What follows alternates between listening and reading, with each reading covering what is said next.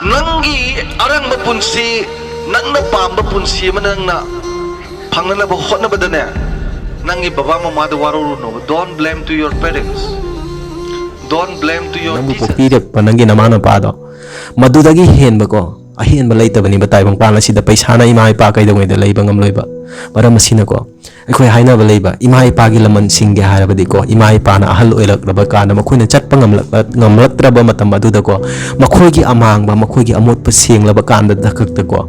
ima ipa gi laman singba. Hello guys, ngasi soyna nungsikraba wari ama puduna lakchari ngasi gi wari ase machana mama papa gi laman matau karamna singani paisana singadra natragana mama papa nungai yaifana thamlaga singadra masigi maramda khangmina si kariguma wari asina nungai bi batholaga de miyamna nungsi biduna igi channel ase subscribe tawbiramu. Ekhoi nupa ama ko mase magi mama papa ga loinana yamna nungai na leijeiba ko mase magi mama papa se yamna nungsina luna chana tawjeiba mase nupi thireba aduga mase macha amasu yaujareba mai macha se chahi mari manga muk fareba ko aduga nongma magi mama papa se ahal oisalakleba soleba chatpa ngamchalaktreba ko phamungda amangba ka tawsalla khochalla duna yamna tawganba ko imung manung sida haibadi manam maha yamna chenba masina maram oiraga ko ngasai gi nupa se gi magi loinabi se masada nungai jadabani ba pena jadabani ba matam pumada masigi maramda ko nupa sida haiduna leibani ba matam pumada masina maram oiraga mokhoy ani se khanana chaina duna leibani ba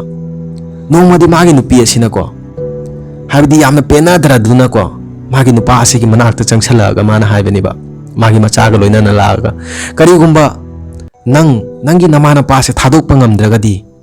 ai yum se thadoktuna chatkragani masi haibani ba masi haibai mata asida ko ngasai gi nupa asina haibani ba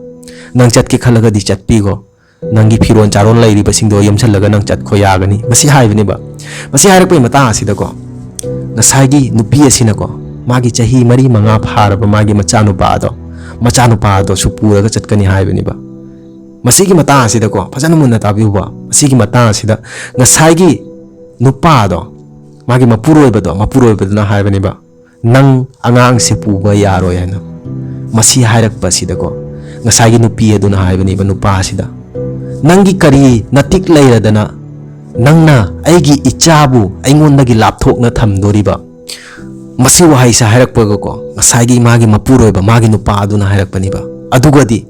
nangsu nangi kari natik leiradana nangna aigi ima ipa dagi magi machabu lapthok na pugi khalliba